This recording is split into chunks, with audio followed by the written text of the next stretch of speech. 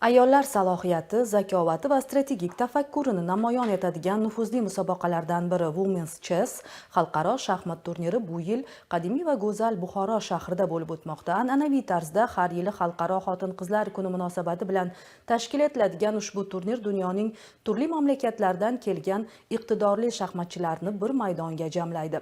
Musobaqaning ilk kuni qiziqarli bahslar va tantanali tadbirlar bilan boshlandi. Turnirning birinchi kuni tafsilotlari hozirgi lavhamizda.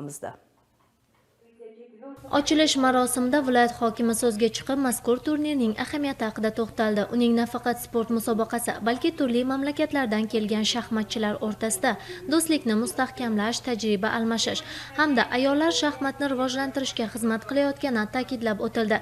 Shuningdek, bunday nufuzli turnirlarni o'tkazish orqali yosh avlodni shaxmat sportiga keng jalb qilish va iqtidorli sportchilarni qo'llab-quvvatlash muhim ekani alohida qayd etildi. Shundan so'ng turnirga rasman ramziy yurish orqali start berildi. Bu yilgi musobaqa o'zining keng qamrovi bilan ham e'tiborlidir.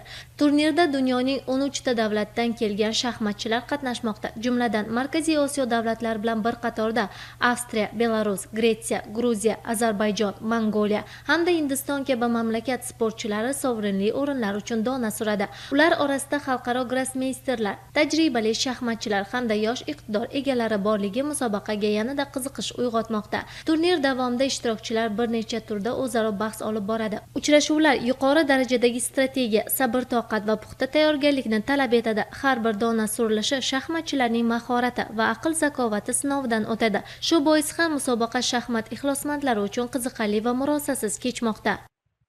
Bu turnirning qizlarimiz shaxmatini O'zbekistonda rivojlanishida o'rni juda ham katta, chunki ayollar turnirlari o'zi dunyoda ham juda ham kam sonli bo'ladi, yaxshi mukofot fondi bilan va bunday turnirlardan biri mana O'zbekistonda o'tkazilyapti va Masters guruhi ayollar FIDE Circuit kiradi va bu degani jahon chempionatida saralash bosqichi ham hisoblanadi bu turnir.